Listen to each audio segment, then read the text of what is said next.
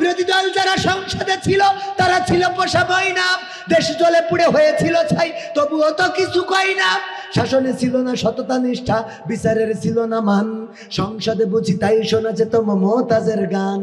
তারা বলে আমরা সকালে উঠে আগে যাই নামাজ খুঁজি, তারপরে ফজরের নামাজ আদায় করি, তারপরে কোরআন তেলাওয়াত করি, তারপরে দিনের শুরু করি, আর রাতের অন্ধকারে 80-90 রাকাত তারাবির তাহাজ্জুদের নামাজ না পড়ে ঘুমায় না। এই আল্লাহর বান্দারা আবার যখন বিপদে পড়ে গেল তখন আল্লাহরে না ডেকে বলল, আল্লাহ তুমি যেহেতু পারবা না, দাদা হেলিকপ্টার পাঠাও। কথা কয় না, আল্লাহ তুমি যদি না পারো, দাদা তুমি আছো, রক্ষা করো। দাদার নামে রক্ষা খুঁজলো, দাদা রক্ষা করলো, কিন্তু শেষ রক্ষা হবে। জাকারিয়া আলাইহিস সালাম যখন জাকারিয়া আলাইহিস সালামের পিছু নিল, কাফেরেরা তাড়া করলো, দৌড়াতে দৌড়াতে জঙ্গলে চলে গেল। জঙ্গলের কাছে যে গাছকে ভুলক্রমে বলে ফেললো, গাছ যদি একটু আশ্রয় দিতে তোমার মধ্যে আশ্রয় নিতাম।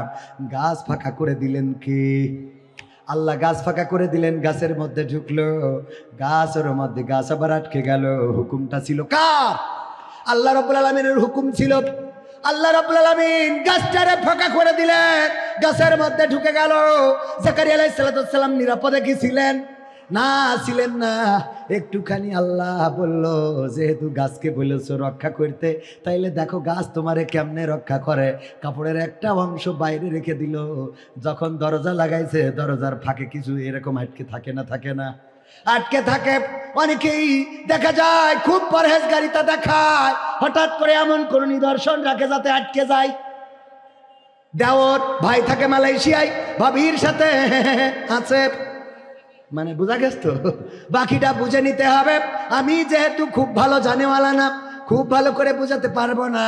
ওগো আমার ভাইয়েরা, ভাবির সাথে যখন এই অবস্থা, ওই রাতের অন্ধকারে যায়, গ্রামের লোক বলল ও তো ভাবিরে শেষ করে ফেললো, এটা ধরা দরকার।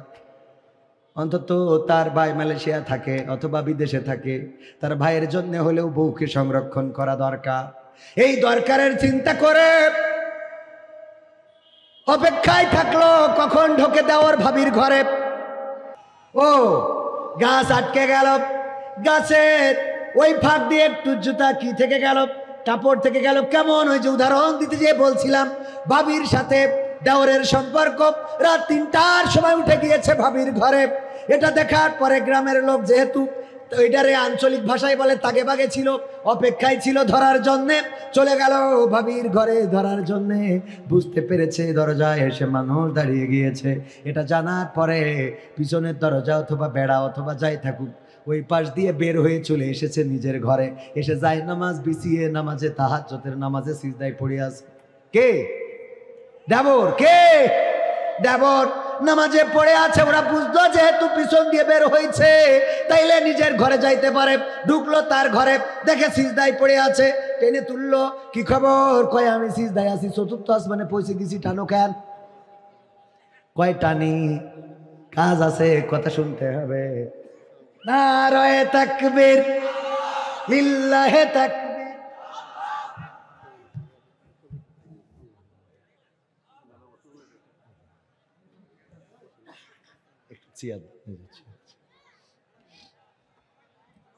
আপনারা খুশি তো? রাহাত ভাইয়ের আগমন মাহফিলের পক্ষ থেকে লিল্লাহি তাকবীর, নারায়ে তাকবীর। ওগো আমার ভাইয়েরা, তাইলে কি হলো? তাহাজ্জুদের বিছানায় যাই নামাজে টেনে তুলে বলল, গোঠো একটু কথা আছে। কয় আমি তো সিজদায় পড়ি, 4র্থ আসমানে পৌঁছে গেছি। টানো কেন? কয় টানলাম এই জন্য তোমার সাথে কথা আছে। কয় নামাজের সময় ডিস্টার্ব করতে নাই, আল্লাহর সাথে ধ্যানে মগ্ন। কয় ধ্যানে মগ্ন, ভালো কথা, তুই তো পরহেজগার, পীর ওলিয়া উলিয়া ওলিয়া উলিয়ার পর্যায়ে পৌঁছে গেছিস, এতে আমাদের কোনো সন্দেহ নাই। কিন্তু তোর জুতো জোড়াটা ভাবির খাটের নিচেই কেন? কথা কি বোঝা গেছে? নিদর্শন কিছু রেখে যায়, পাপ যখন পূর্ণ হয়ে যায় নিদর্শন রাখে না, রাখে না। তখন মনে করে দাড়ি কাটলে মনে হয় রক্ষা হবে। দেখেছেন না? দেখেন না? মনে করে দাড়ি কাটলে রক্ষা হবে। আর কালামানিক মনে করলো দাড়ি রাখলে মনে হয় রক্ষা হবে। একটা কাটে আর একটা রাখে, ঠিক না বেঠে? কিন্তু আল্লাহ যখন রক্ষা করতে চান না, তখন এমন কিছু হয়ে যায় যে নৌকায়, যেই নৌকা নূহ নবীর কিস্তি 16টা বছর রক্ষা করেছে, সেই নৌকায় উঠে আবার ধর্মের বাবা ধরা খেয়েছে না খায় নাই? খেয়েছে। নৌকা পার হইতে গেল, আমার কালামানিক্কা বিসি পর্যন্ত হারাইছে না হারায় নাই? সব হারালো। ওগো আমার ভাইয়েরা, এই জন্য মাথায় রাখতে হবে, আল্লাহ রাব্বুল আলামিনের কাছে যদি মাথা নত না করেন, আল্লাহ রাব্বুল আলামিন বেইজ্জতি করতেও পারেন, আবার ইজ্জতও দিতে পারে না। ইজ্জত দেওয়ার মালিক কে? আল্লামা সাইদির বাড়িতে কোনোদিন বুলডোজার চলেছে? আল্লামা সাইদি কবরে শুয়েছেন, এই মানুষটার 13টা বছর কারাগারে রাখলো। এই 13টা বছরের মধ্যে মুক্তি দিল না, মানসিক নির্যাতন করেছে, পরিবারের সাথে ভালো করে কথা বলতে দেয় নাই, দেখা করতে দেয় নাই, পরিবারের কাছে মন খুলে কথা বলতে দেয় নাই। এমনকি 13টা বছর পরে মানুষটারে আবার নিয়ে গেল জেলখানা থেকে হাসপাতাল, ইনজেকশন পুশ করলো, শহীদ করে দিল। তারপরে কি করলো ভাইরা আমার? এরপরে এই মানুষটারে শহীদ করেই ক্ষান্ত হয় নাই। 2টা সন্তান, কলিজার টুকরা সন্তানেরা যে হাসপাতালে অপেক্ষমান, একটু বাবার সাথে কথা বলতে চায়, অসুস্থ, হাসপাতালে নিয়ে আসা হয়েছে, এই মানুষটার সাথে দেখাও করতে দিল না, কথাও বলতে দিল না, আপনজনদের সাথে একটু মনের কথাটাও বলে যেতে পারলো না। ফাঁসির কাস্টে যারা ঝুলেছে তাদের তো অন্তত সুযোগ দেওয়া হয়েছে পরিবারের সাথে দেখা করার জন্য। দিয়েছে না দেয় নাই? পরিবারের সাথে দেখা করার সুযোগ দেওয়া হয়েছে। 1 ঘন্টা 2টা ঘন্টা পরিবারের সাথে মনের কথাগুলো বলেছেন। আল্লামা মতিউর রহমান নিজামী রাহিমাহুল্লাহ তিনি সন্তানদেরকে বলেছিলেন, ওগো কলিজার টুকরারা বলো, আমি ফাঁসির কাস্টে কি আমার লুঙ্গি পরে যাব নাকি পায়জামা পরে যাব? কে যাবে সাথে আমার দাফন করার জন্য? কে যাবে? তোমাদের মাকে সাথে নিয়ে যেও না, এই পথ ক্লান্ত হয়ে পড়বে, অসুস্থ হয়ে পড়বে। মনের কথাগুলো বলার সুযোগ পেয়েছেন। আর আমাদের কোরআনের পাখি আল্লামা দিলওয়ার হুসাইন সাইদিকে এমন সুযোগটাও দেয়া হয় নাই, বলেন ঠিক কিনা? এখানেই শেষ নয়, আমি হাদিসে পড়েছি, আপনারাও জানেন, বিশ্বনবী বলেছেন, মৃত্যুর পরে ওই ব্যক্তি, মরা মানুষটা তার পরিবারের পরে হক রেখে যায় কয়টা? 4টা। কয়টা?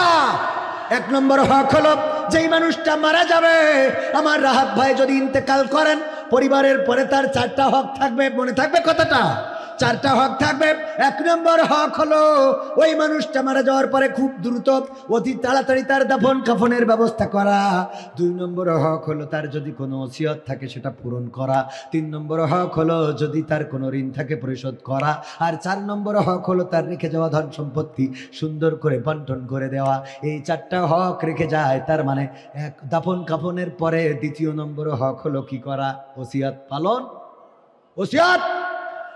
এই সরকার দাফন কাফনটাও ঠিক মতো করতে দেয় নাই, বলেন ঠিক কিনা? দাফন কাফন করতে দিল না। 2 নম্বর হক ছিল তার কি করা? ওসিয়ত মোতাবেক খুলনার ওই যে সিদ্দিকে আলিয়া মাদ্রাসায় তার কবরস্থ করা, সেই কবরটাতেও ঘুমাতে দিল না, সেখানে কবর দিতে দিল না। এমনকি তার গায়েবানা জানাজা পড়তে গেল, গুলি করা হলো, শহীদ করা হলো। আমরা যারা এসেছি আমাদের গাড়িতে আক্রমণ করা হলো, রক্তাক্ত করা হলো আমাদের ভাইদেরকে, গাড়িগুলো ভেঙে গুড়িয়ে দেওয়া হলো। এমন অবস্থা করার পরেও এখন তারা বলে আমাদের অপরাধ কি? কথা কয় না। এক আল্লামা সাইদির সাথে যে অপরাধ করেছো, সেই অপরাধের ফাঁসি যদি 70 বার তোমাদের দেওয়া হয়, তাও হক আদায় হবে না, বলেন ঠিক কিনা?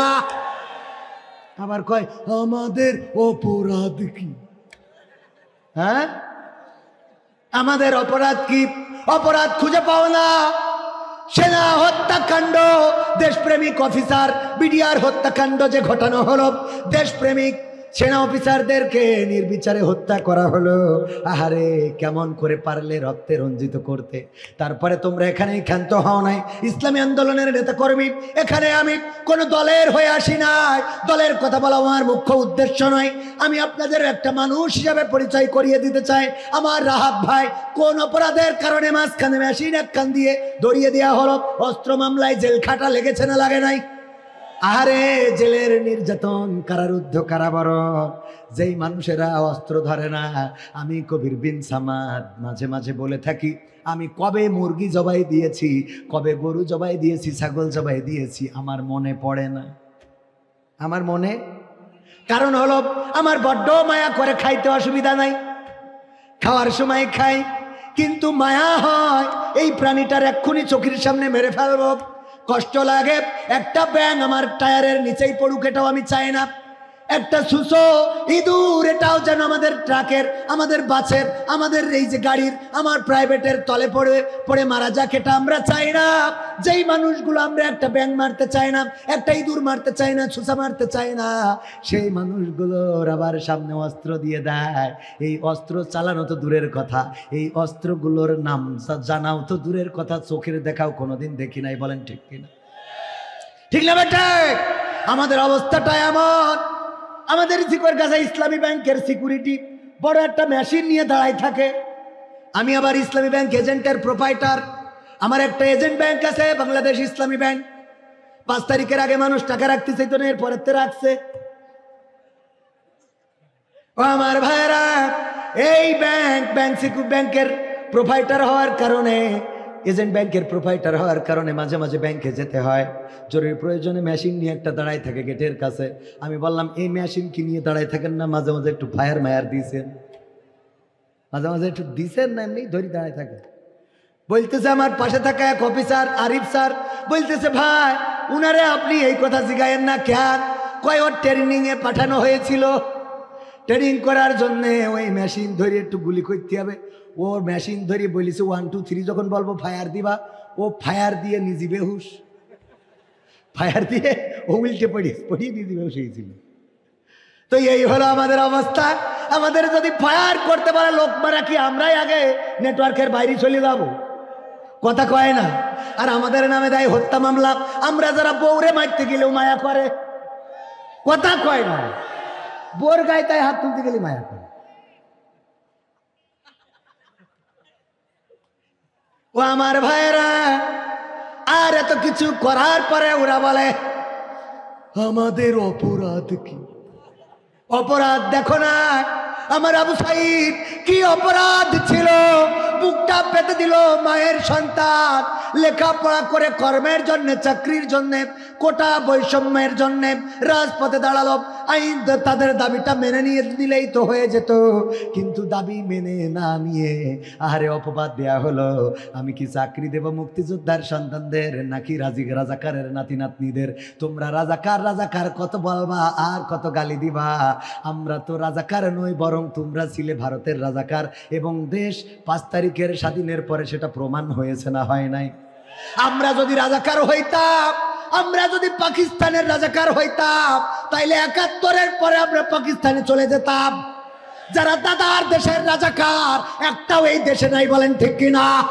সুতরাং প্রমাণ করে দিয়েছ আমরা নই, আমরা নই। আমরা রক্ত দিয়ে মানচিত্র রক্ষা করব, আমরা জীবন দিয়ে মানচিত্র রক্ষা করব। এই বাংলাদেশের 1 ইঞ্চি জমিন আমরা দাদাদের হাতে নয়, আমেরিকানদের হাতেও ছেড়ে দিতে রাজি নই। এই বিচারে কি ঐক্যবদ্ধ হতে রাজি আছেন? যদি রাজি থাকেন 5টা মিনিট সময় নেব। মুহতারাম চলে আসবেন।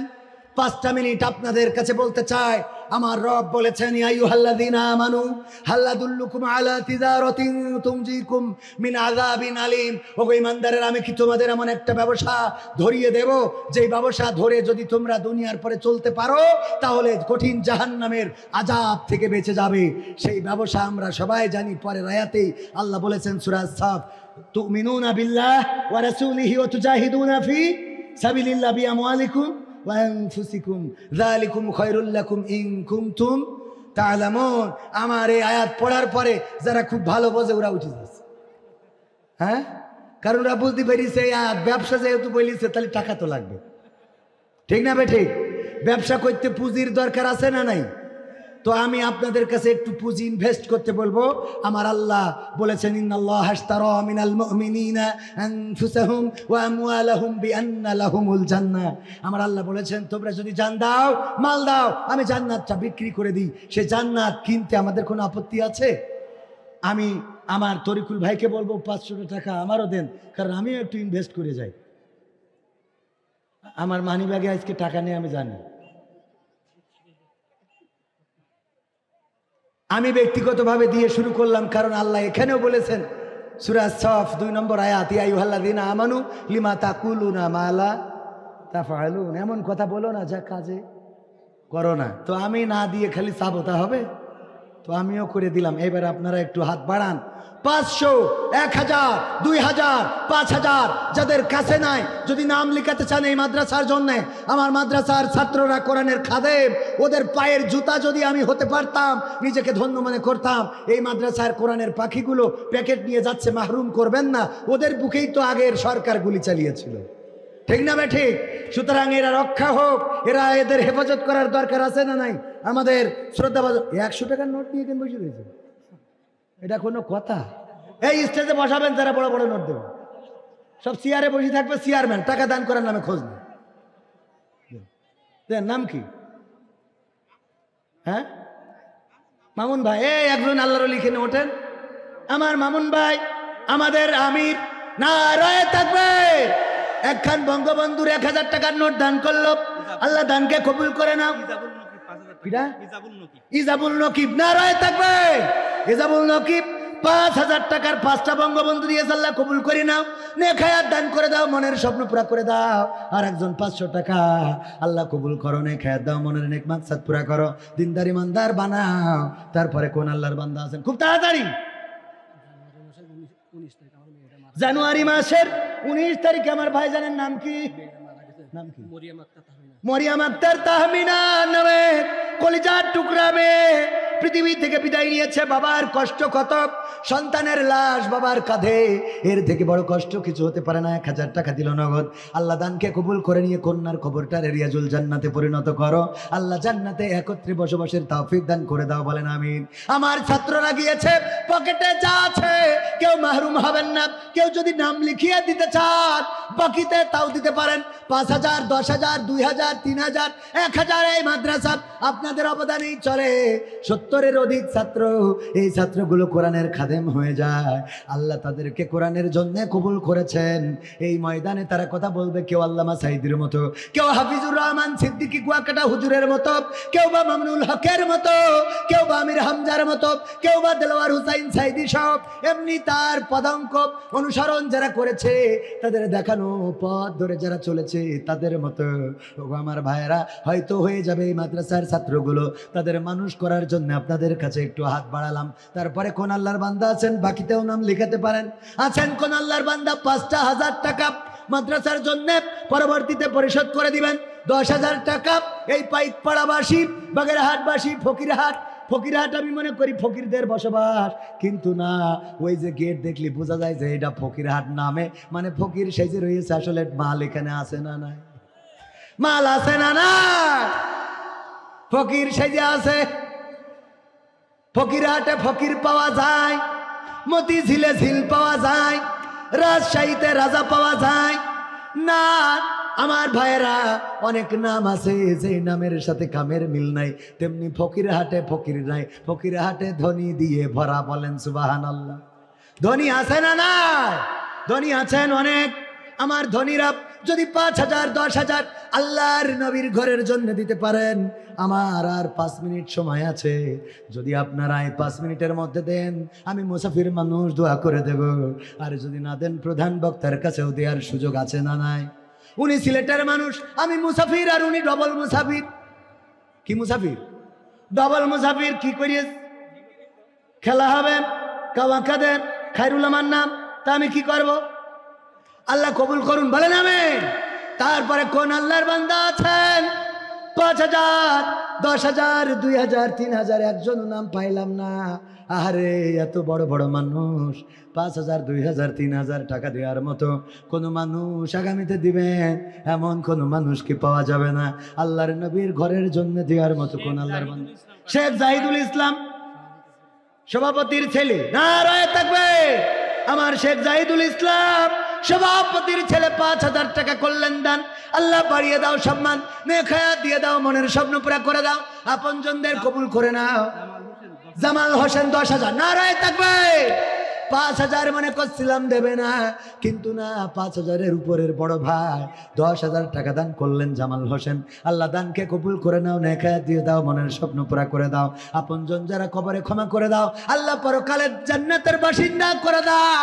আমার সভাপতির ছেলে নগদে 5000 দিয়েছে, আল্লাহ দানকে কবুল করো, আপনজনদের কবুল করো, যারা বেঁচে আছে হায়াত বাড়িয়ে দাও। তারপরে আবুল কালাম ভাই আমার 500 টাকা দিল, কবুল করো। আমার মা বোনেরা পর্দার অন্তরালে, সেখানেও আমাদের বাচ্চারা যদি যায় তাদের হাতে দান করবেন। কেউ যদি নাম লিখিয়ে দিতে চান দিতে পারেন। ওগো আমার মায়েরা বোনেরা, আপনাদের জন্য কথা বলবেন প্রধান বক্তা। আমি সময় পাইলাম না, কি বলবো ভাইরা আমার, বিশেষ বক্তা হইলে একটু সময় কম থাকে না কিডা? ওবায়দুল কাদের 2000, কিডা? ও মামু ভাগ্নে, আমি শুনলাম ওবায়দুল কাদের 2000।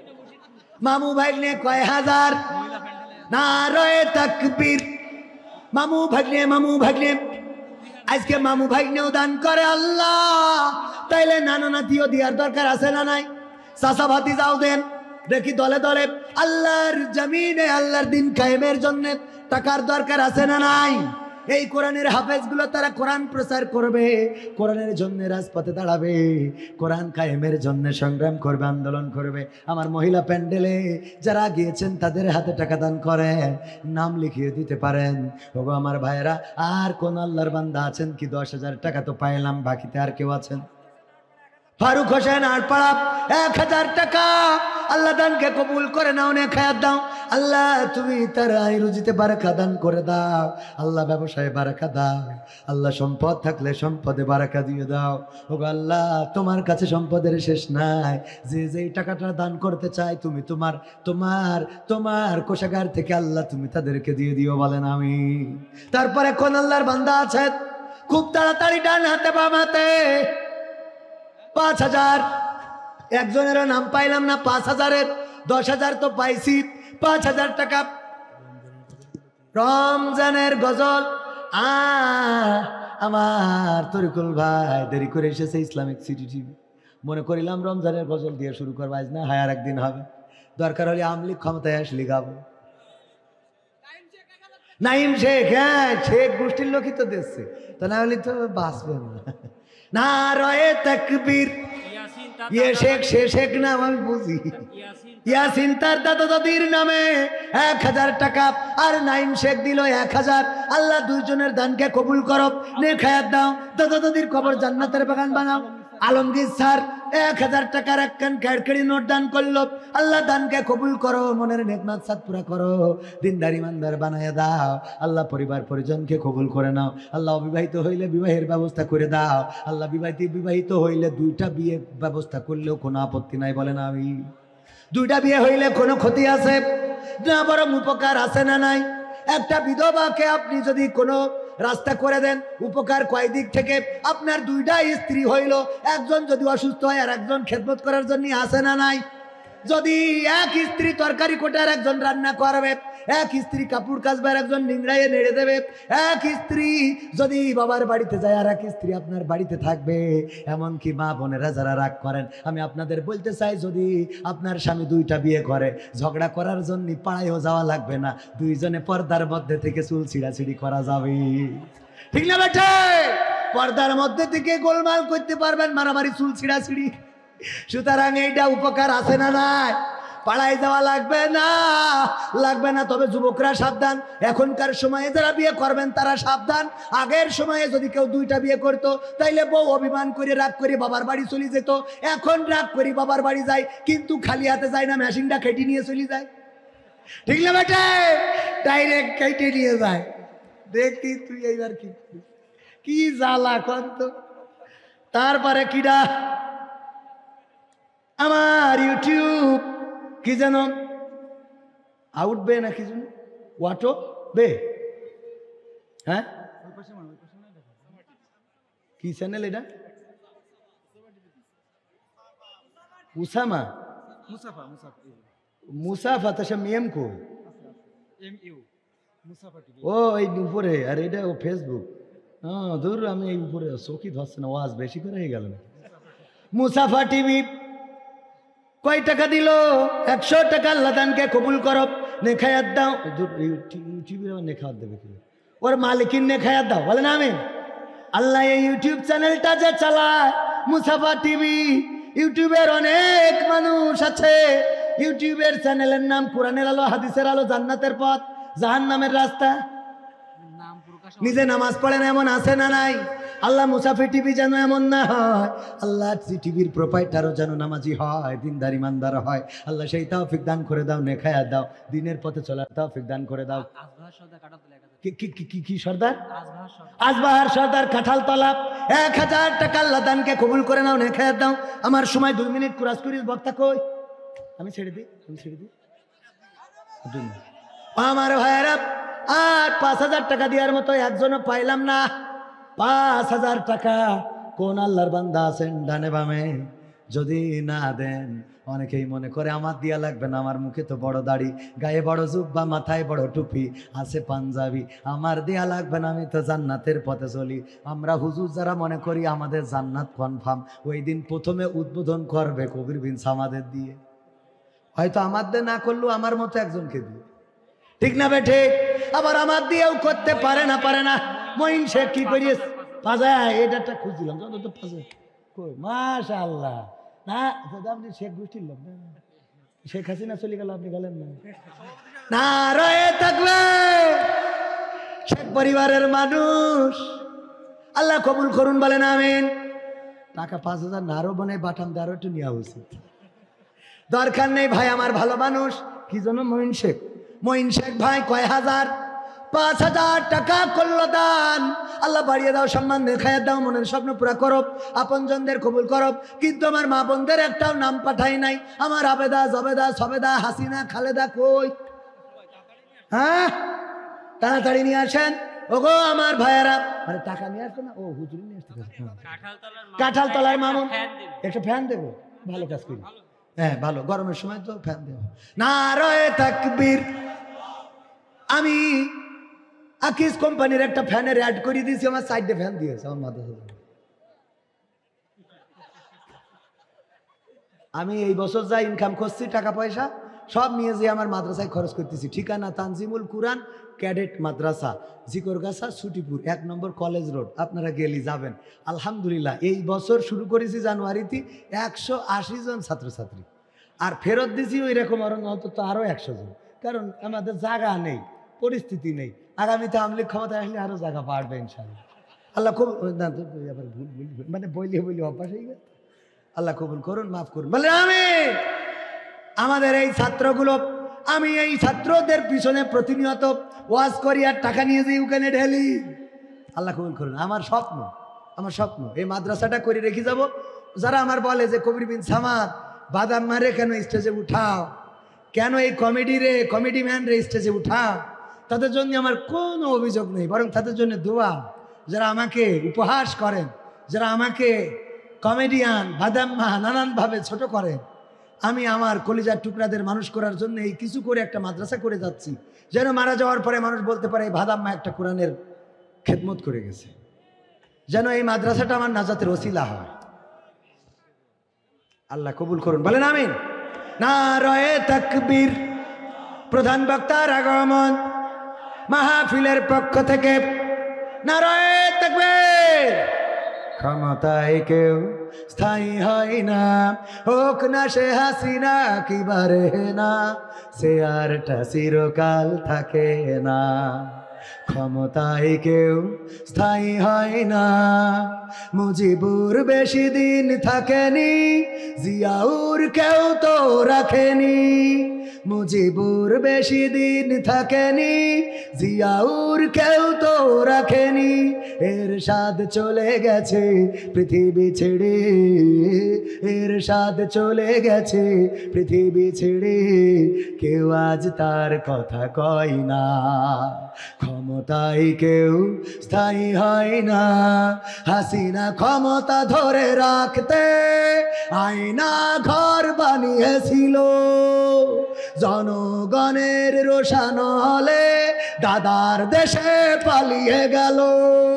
হাসিনা ক্ষমতা ধরে রাখতে আয়না ঘর বানিয়েছিল, জনগণের রোশান হলে দাদার দেশে পালিয়ে গেল। ডিবি হারুনের পাশে আর, ডিবি হারুনের পাশে আর পরিমণিদের দেখা যায় না, ঠিক না বেঠে? ক্ষমতায় কেউ স্থায়ী হয় না। নারায়ে তাকবীর। প্রধান বক্তার আগমন। মাহফিলের পক্ষ থেকে এম হাসিবুর রহমান সাহেবের আগমন। মাহফিলের পক্ষ থেকে, বাগেরহাটবাসীর পক্ষ থেকে, ফকির পাড়ার পক্ষ থেকে, ফকির হাটের পক্ষ থেকে, পাইক পাড়ার পক্ষ থেকে নারায়ে তাকবীর, লিল্লাহে তাকবীর। আল কোরআনের আলো, আল হাদিসের আলো, আমার নেতা তোমার নেতা, নারায়ে তাকবীর। আজকের মাহফিল সফল হোক, সার্থক হোক, নারায়ে তাকবীর। এম হাসিব সাহেবের আগমন। ফকিরহাটের পক্ষ থেকে, পাইক পাড়ার পক্ষ থেকে লিল্লাহে তাকবীর।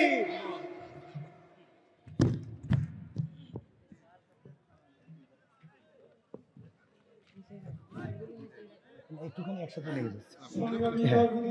এই দাঁড়ান, এখানে শেষ করি যে আপনি সংগ্রামী মারতেছি। আমি কথা বললাম, এতক্ষণ তো বিদায় নিতে হবে না। সেদিন রাত 1টার সময় এক নেতা কথা বলবে, বলছে প্রিয় হাজেরিন, হাজেরিন থামান, আমি বলে দিচ্ছি ওইভাবে বলবো। রাত 1টার সময় হাজেরিন খুঁজবে। একটা গান ভাইকে বসায় রেখে একটুখানি বিয়াদবি করে গেয়ে চলে যাবো, কারণ এই বছর আর বাগেরহাটে দেখা হবে না। গণতন্ত্র চিনি নাই আমি, জানি না গণতন্ত্র। মানে এই গানটা গাতি হচ্ছে কেন? আমার ইউটিউবার ভাইরা আবার একটু থ্যাম্বল মারতে পারবেন যে হাসিফ ভাইকে বসায় রেখে যে গান কুপান দিলেন, এতে করে ওখানে একটু ভিউজ হবে না। কি করবো খান সারি দেখি ঠিক রাখতে।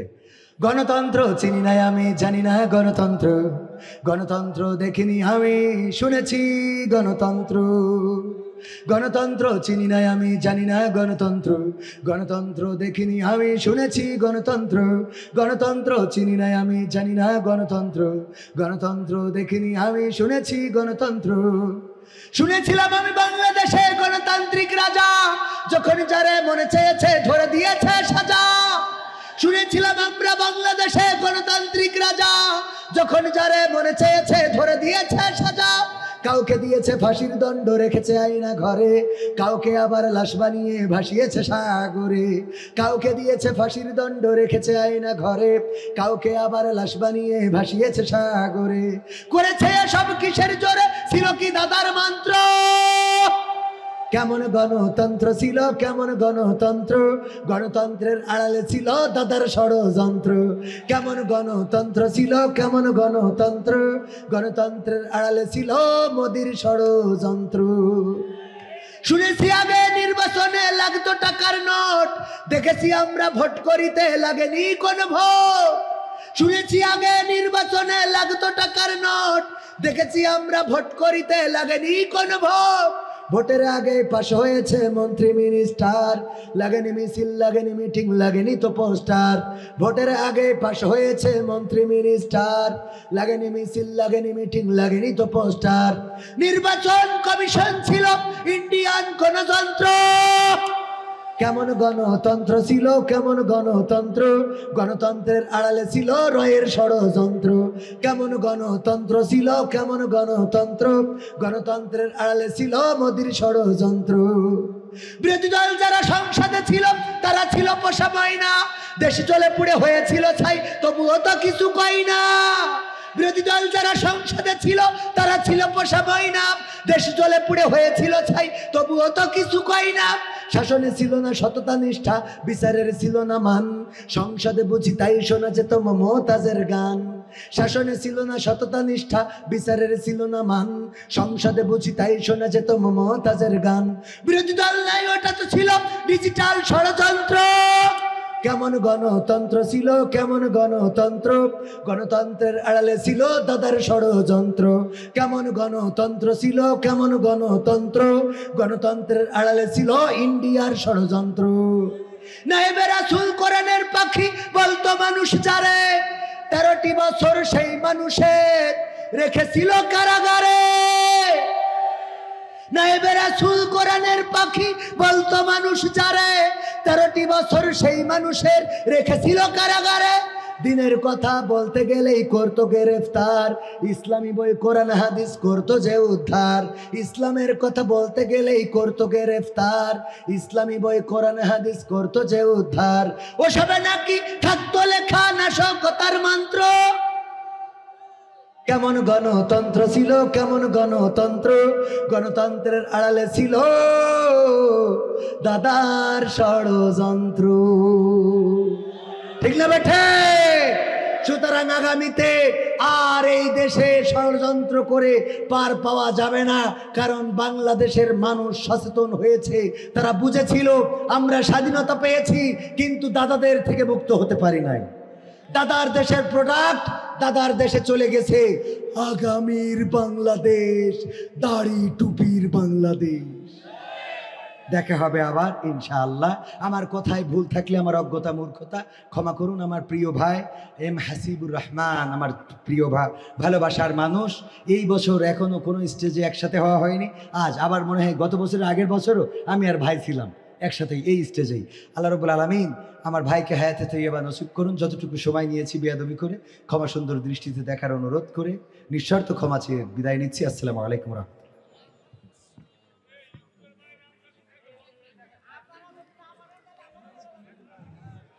আলহামদুলিল্লাহ।